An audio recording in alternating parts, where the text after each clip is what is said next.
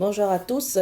J'ai été particulièrement touchée par l'actualité sur les feux de forêt ces jours-ci. Depuis 2 jours, l'Ontario brûle des feux, environ 158 feux à travers l'Ontario et tout particulièrement le nord-ouest de l'Ontario.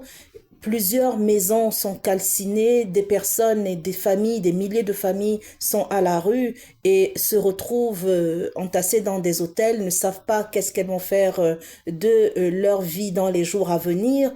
Et on constate quand même que malgré le travail intense des pompiers, des services qui s'occupent de cette situation, on a quand même des feux qui continuent.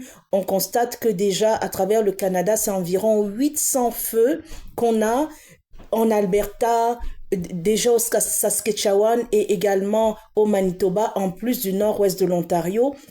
C'est une situation critique vraiment grave qui nécessite que les gouvernements se penchent tout particulièrement sur la question.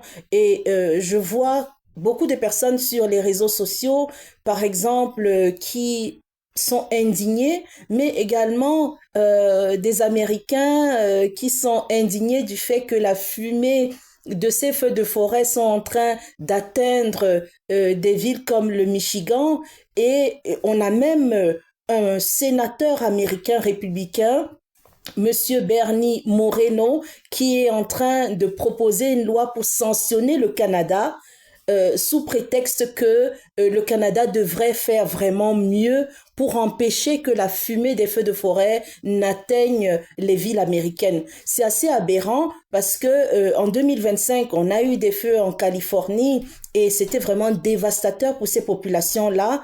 Plutôt que de se préoccuper de la fumée, que de toute façon on ne peut pas empêcher. Un feu, c'est simplement la nature, hein. On ne peut pas l'empêcher de traverser une frontière et d'aller de l'autre côté. Ce qu'il faudrait faire aujourd'hui, c'est que tous ces gouvernements s'interrogent sur ce qu'ils sont en train de faire aujourd'hui pour la protection du climat. On en parle et on se rend compte que depuis l'année dernière, les États-Unis ont coupé énormément de subventions qui étaient dédiées à la protection de l'environnement, dédiées à la protection du climat, plus de 27 milliards de dollars. Et également au Canada, il y a eu quelques coupes.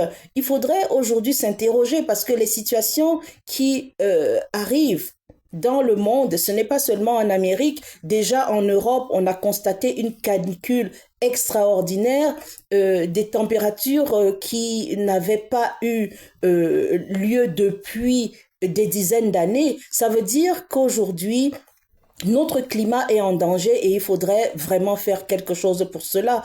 Et toutes ces subventions qui sont coupées, il faudrait s'interroger et se dire que le climat aujourd'hui est une priorité et qu'il est temps que tous les gouvernements s'asseyent autour d'une table et réfléchissent à nouveau sur ce qu'il y a lieu de faire pour protéger l'environnement. Ce n'est pas une question de pays, on ne va pas attendre à chaque fois qu'il y ait des feux de forêt comme ceux-là qui embrasent tout le pays pour se poser des questions. Les questions doivent être posées maintenant, les décisions doivent être prises maintenant afin que ces problèmes soient résolus de manière durable. Alors, une pensée particulière pour toutes ces familles en Ontario, dans le Canada entier, qui se retrouvent sans maison, se retrouvent sans bien, certains même peut-être qui ont été accidentés, qui ont été brûlés.